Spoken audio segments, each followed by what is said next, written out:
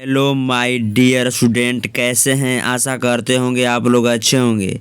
आज हम आप लोग के लिए लेकर आए हैं क्लास 10th सोशल साइंस का मोस्ट इम्पोर्टेंट ऑब्जेक्टिव क्वेश्चन, जो आपको बोर्ड एग्जाम के लिए काफ़ी ज़्यादा यूजफुल साबित होने वाला है। तो चलिए अब शुरू करते हैं बिना समय गवाए। इसमें हम आपको 50 क्वेश्चन करवाएंगे। आपको 50 में 50 जवाब देना होगा, लेकिन जो आपको बोर्ड एग्जाम में आएगा उसमें आपको 80 क्वेश्चन है। 80 क्वेश्चन में से आपको 40 क्वेश्चन जवाब देना रहेगा। तो चलिए अब शुरू करते हैं। फर्स्ट क्वेश्चन आपका है, क्या है फर्स्ट क्वेश्चन? किस घटना के विरोध में महात्मा गांधी ने अपनी कैसर ए हिंद की उपाधि त्याग दी थी? तो यह घटना आपका हुआ था जलियांवाला बाग हत्याकांड। कब हुआ था? तो 1919 में जब जलियांवाला बाग हत्याकांड हुआ था, उसी घटना में क्या किए थे कि जो महात्मा गांधी को जो कैसर ए हिंद की उपाधि मिली थी वो लौटा दिए थे। ठीक है ना? और किसके इशारे पर हुआ? तो आप लोग जानते होंगे, जनरल ओ डायर के इशारे पर हुआ था। किसके? जनरल ओ डायर के इशारे पर जलियांवाला बाग हत्याकांड हुआ था। 13 अप्रैल 1919 को हुआ था। ठीक है ना? पंजाब, जो अभी पंजाब में पड़ता है। चलिए क्वेश्चन आगे देखते हैं। Question number 2। क्वेश्चन नंबर 2 क्या है? क्वेश्चन नंबर 2 कह रहा है कि सवर्ण अवज्ञा आंदोलन की शुरुआत किस यात्रा से हुई थी? तो सवर्ण अवज्ञा आंदोलन की शुरुआत दांडी यात्रा से हुई थी। कब हुई थी? दांडी यात्रा से। यह गुजरात राज्य में पड़ता है। कहाँ पड़ता है? गुजरात राज्य में पड़ता है आपको। चलिए इसमें क्वेश्चन नंबर 3 है। क्वेश्चन नंबर 3 क्या कह रहा है कि विश्व में सर्वप्रथम मुद्रण की शुरुआत कहाँ हुई? तो विश्व में सर्वप्रथम मुद्रण की शुरुआत हुई थी चीन से। कहाँ से हुई थी? चीन से हुई थी। क्वेश्चन नंबर 4 है, निम्नलिखित में से कौन राष्ट्रीय दल नहीं है? तो भारतीय जनता पार्टी आपका राष्ट्रीय दल है। क्या बहुजन समाज पार्टी भी राष्ट्रीय दल है, भारतीय राष्ट्रीय कांग्रेस भी है, लेकिन राष्ट्रीय जनता दल है, राष्ट्रीय जनता दल है जो आपका क्या है, माने राष्ट्रीय दल नहीं है। चलिए क्वेश्चन नंबर 5 कह रहा है कि भारत में गणतांत्रिक संविधान को कब अंकित किया गया था? तो भारत में जो गणतांत्रिक संविधान है उसको 26 जनवरी 1950 को अंकित किया गया था। कब? 26 जनवरी 1950 को। चलिए क्वेश्चन नंबर 6 कह रहा है कि लोक जनशक्ति पार्टी का चुनाव चिन्ह क्या है? तो लोक जनशक्ति पार्टी का चुनाव चिन्ह है आपका बंगला। क्या है? बंगला छाप है। चलिए क्वेश्चन नंबर 7 है, सरकार का कौन सा प्रकार सबसे अच्छा माना जाता है? तो सरकार का लोकतंत्र है जो सबसे अच्छा माना जाता है। हमारे देश में भी लोकतंत्र है। ग्राम कचहरी का प्रधान कौन होता है? क्वेश्चन नंबर 8 में है, ग्राम कचहरी का प्रधान कौन होता है? तो ग्राम कचहरी का प्रधान सरपंच होता है। कौन होता है? सरपंच होता है। चलिए क्वेश्चन अगला देखते हैं। क्वेश्चन नंबर 9 आपका है, 9 क्या कह रहा है? क्वेश्चन नंबर 9 है, भारत में किस प्रकार की शासन प्रणाली है? तो भारत में आपका जो शासन प्रणाली है वह किस प्रकार का है? तो संघीय और संसदीय है। कैसा है? संघीय और संसदीय है। क्वेश्चन नंबर 10 है, भारत में पहला नगर निगम कहाँ बना था? तो भारत में पहला नगर निगम आपको मद्रास चेन्नई में बना था, जिसका नाम अब चेन्नई कर दिया गया है। पहले क्या था? मद्रास था। 1986 या 87 में इसको बदल दिया गया है। क्वेश्चन नंबर 11 है, भारत में मतदाता होने की न्यूनतम आयु क्या है? तो भारत में मतदाता मतलब वोट देने की न्यूनतम आयु क्या है? 18 वर्ष है। क्या है? 18 वर्ष है। क्वेश्चन नंबर 12 है, लोकतंत्र का प्राण किसे कहा गया है? तो लोकतंत्र का प्राण राजनीतिक दल को कहा गया है। किसे कहा गया है? राजनीतिक दल को कहा गया है। क्वेश्चन नंबर 13 है, निम्नलिखित में कौन रबी फसल है? तो रबी फसल है जिसको बोलते हैं बुना जाता क्या है? गेहूं। क्या है? गेहूं है। चलिए क्वेश्चन वाला देखते हैं। क्वेश्चन नंबर 14 क्या कहता है? क्वेश्चन नंबर 14 है कि पूर्व मध्य रेलवे का मुख्यालय कहाँ है? तो पूर्व मध्य रेलवे का मुख्यालय कहाँ है? हाजीपुर है। कहाँ है? हाजीपुर है। क्वेश्चन नंबर 15 है, बिहार का शोक किस नदी को कहा जाता है? तो बिहार का शोक कोसी नदी को कहा जाता है। किस नदी को? कोसी नदी को कहा जाता है। और आप लोग कमेंट में बताइएगा लिख करके कि बंगाल का शोक किस नदी को कहा जाता है? बंगाल का शोक किस नदी को कहा जाता है? आप लोग कमेंट में लिख करके बताइएगा। चलिए क्वेश्चन नंबर 16 है, निम्नलिखित खनिजों में कोडरमा किससे संबंधित है? तो जो कोडरमा है वह अभ्रक के लिए संबंधित है और कोडरमा आपको झारखंड राज्य में पड़ता है। चलिए क्वेश्चन नंबर 17 है, निम्नलिखित में से क्या नई आर्थिक नीति का अंग नहीं है? तो नई आर्थिक नीति का जो अंग है वो 3 प्रकार का होता है। क्या है? निजीकरण आपका होता है, वैश्वीकरण होता है, उदारीकरण होता है। तो आपका नहीं है पूछा, जैसे राष्ट्रीयकरण क्या हो जाएगा? नई आर्थिक नीति का अंग नहीं है। क्वेश्चन नंबर 18 है, भारत में करेंसी नोट कौन जारी करता है? तो भारत में करेंसी नोट है जो आपको रिजर्व बैंक ऑफ इंडिया माने आरबीआई जारी करता है। कौन करता है? आरबीआई जारी करता है। चलिए क्वेश्चन नंबर 19 है, 19 क्या कहता है, किसने कहा मुद्रा वह है जो किसने कहा मुद्रा वह है जो मुद्रा का कार्य करती है? तो ये आपको कहा था किसने? हार्टले विदर्स ने कहा था। ऑप्शन नंबर डी आपका हो जाएगा। चलिए क्वेश्चन नंबर 20 देखते हैं। क्वेश्चन नंबर 20 क्या कहता है? क्वेश्चन नंबर 20 है, भारत की आर्थिक व्यवस्था कैसी है? तो भारत की जो आर्थिक व्यवस्था है वो आपको कैसी है? तो ये आपको है मिश्रित है, माने आपका पूंजीवादी भी कुछ मिला हुआ है, समाजवादी भी मिला हुआ है, साम्यवादी भी मिला हुआ, मिला क्या बन गया? मिश्रित अर्थव्यवस्था हो गया है। चलिए क्वेश्चन नंबर 21 है, विकासशील देशों में कार्यशील जनसंख्या किस पर संलग्न है?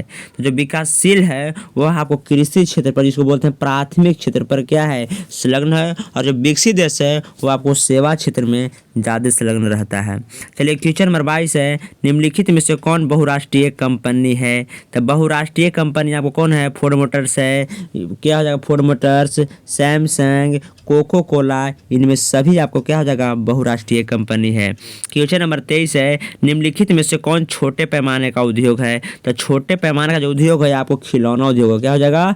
खिलौना उद्योग है जो आपको छोटे पैमाने का उद्योग है। क्वेश्चन नंबर 24 है, भारत का प्रथम तेल शोधक कारखाना कहाँ स्थित है? तो भारत का प्रथम तेल शोधक कारखाना है जो आपको डिगबोई असम में स्थित है। किस राज्य में है? तो असम राज्य में डिगबोई आपका पड़ता है। तो कहाँ है? डिगबोई में स्थित है। चलिए क्वेश्चन नंबर 25 देखते हैं। क्वेश्चन नंबर 25 क्या कहता है? क्वेश्चन नंबर 25 है, एक समाजवादी अर्थव्यवस्था में सर्वाधिक बल किस पर दिया जाता है? तो समाजवादी अर्थव्यवस्था में जो सर्वाधिक बल आपको लोक कल्याण पर दिया जाता है। किस पर दिया जाता है? लोक कल्याण पर दिया जाता है। क्वेश्चन नंबर 26 है, भारतीय योजना आयोग के प्रथम अध्यक्ष कौन थे? तो भारतीय योजना आयोग के जो प्रथम अध्यक्ष थे वो कौन थे? पंडित जवाहरलाल नेहरू। कौन थे? पंडित जवाहरलाल नेहरू थे। तो योजना आयोग का अध्यक्ष कौन होता है? प्रधानमंत्री होता है। तो भारत के प्रथम प्रधानमंत्री कौन थे? तो पंडित जवाहरलाल नेहरू थे, इसलिए क्या हो गया? प्रथम अध्यक्ष पंडित जवाहरलाल नेहरू हो गए। क्वेश्चन नंबर 27 है, नरेगा कार्यक्रम के नाम के साथ किस व्यक्ति का नाम जोड़ा गया है?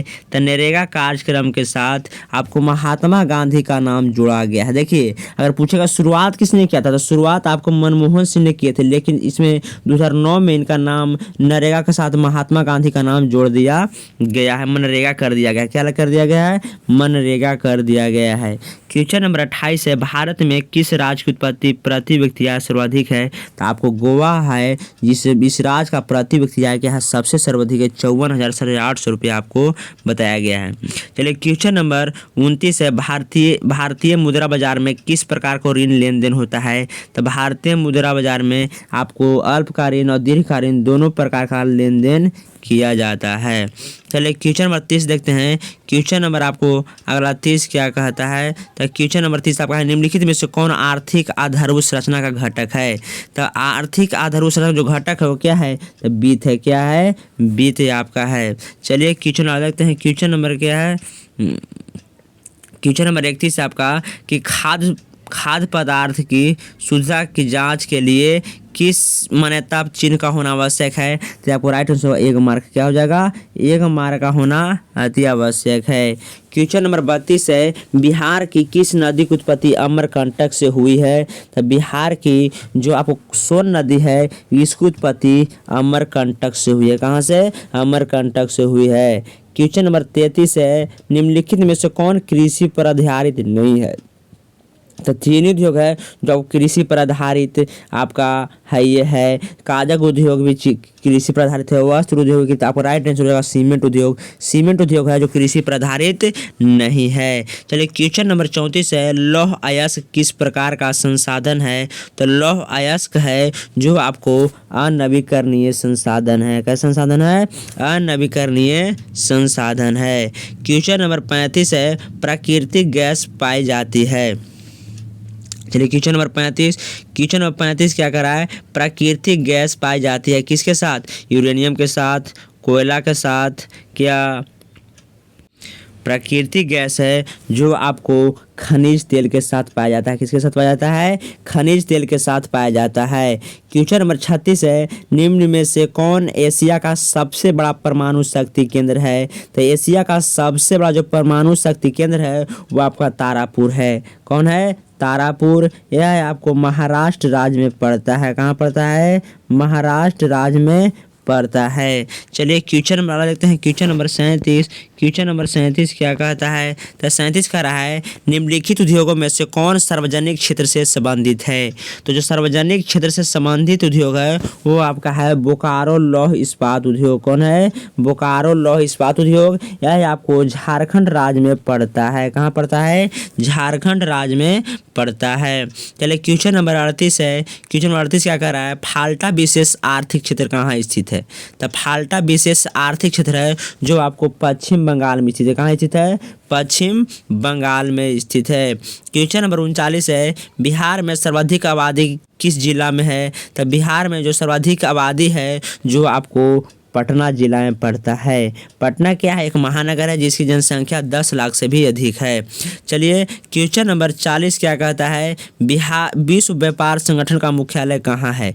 तो विश्व व्यापार संगठन का मुख्यालय कहाँ है? जनेवा में है। विश्व व्यापार संगठन जिसको बोलते हैं WTO। इसकी स्थापना 1995 में हुई थी। कब हुई थी? 1995 में हुई थी। आप लोग याद रखिएगा। इसकी मुख्यालय जनेवा में है।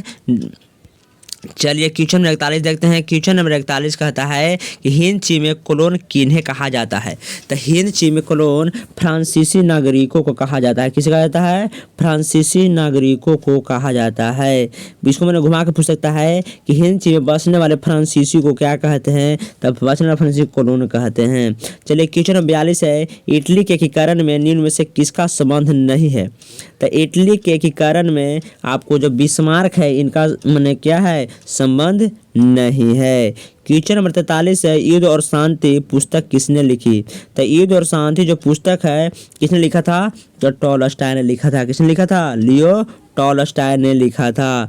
क्वेश्चन नंबर 44 है, विश्वव्यापी आर्थिक संकट किस वर्ष आरंभ हुआ था? तो विश्वव्यापी आर्थिक संकट है जो आपको 1929 में आरंभ हुआ था। कब हुआ था? 1929 में आरंभ हुआ था। क्वेश्चन नंबर 45 है, अखिल भारतीय ट्रेड यूनियन कांग्रेस की स्थापना कब हुई थी? तो अखिल भारतीय ट्रेड यूनियन कांग्रेस की स्थापना हुई थी 18 अक्टूबर 1920 को। कब हुई थी? 18 अक्टूबर 1920 को हुई थी। चलिए क्वेश्चन नंबर 46 है, भारतीय समाचार पत्रों के मुक्तिदाता के रूप में किसे कहा जाना जाता है? कौन सा गवर्नर जनरल है? तो भारतीय समाचार पत्रों के मुक्तिदाता के रूप में भारत के कौन गवर्नर जनरल विख्यात हैं? तो आपको हो जाएगा चार्ल्स मेटकॉफ। क्या हो जाएगा? चार्ल्स मेटकॉफ हैं। चलिए क्वेश्चन नंबर अगला देखते हैं। क्वेश्चन नंबर अगला क्या है? क्वेश्चन नंबर देखिए अगला क्या है? क्वेश्चन नंबर 47 कि नमक तोड़ने के लिए, देखिए क्या बताए थे आपको? चार्ल्स मेटकॉफ थे। देखिए ना पता रहा यहाँ देख लीजिएगा। क्वेश्चन नंबर 47 है, नमक कानून तोड़ने के लिए गांधी जी ने कौन सा स्थान चुना था? तो नमक कानून तोड़ने के लिए गांधी जी ने डांडी नामक स्थान चुना था जो आपको गुजरात राज्य में पड़ता है। क्वेश्चन नंबर 48 है, बंगाल का विभाजन कब हुआ था? तब बंगाल का विभाजन 1905 में हुआ था। फिर आपको रद्द हुआ था 1911 में। फिर विभाजन हुआ था 1912 में। क्वेश्चन नंबर 49 है, महासागर की तली पर होने वाले कंपन का परिणाम क्या है? तो महासागर की तली पर होने वाली कंपन का परिणाम है जिसको क्या कहते हैं? सुनामी कहते हैं। क्या कहते हैं? सुनामी कहते हैं। क्वेश्चन नंबर 50 है और लास्ट क्वेश्चन आपका है, आर्थिक विकास का तीसरा क्षेत्र क्या है? तो आर्थिक विकास का जो तीसरा क्षेत्र क्षेत्र है वो आपको सेवा क्षेत्र है। तो यहाँ आपको क्वेश्चन समाप्त हुआ। इसमें हम आपको 50 क्वेश्चन करवाए हैं जो एग्जाम की दृष्टि से मोस्ट इम्पोर्टेंट है। अगर आप लोग इस चैनल पर नए हैं, चैनल को सब्सक्राइब नहीं किए हैं तो चैनल को सब्सक्राइब करना ना भूलें। अगर इस वीडियो को लाइक नहीं किए हैं तो वीडियो को लाइक करें और अपने दोस्तों को पास शेयर करें। तो आज के लिए इतना ही। Thank you so much. God bless you. हंसते रहिए, मुस्कुराते रहिए और स्वस्थ रहिए।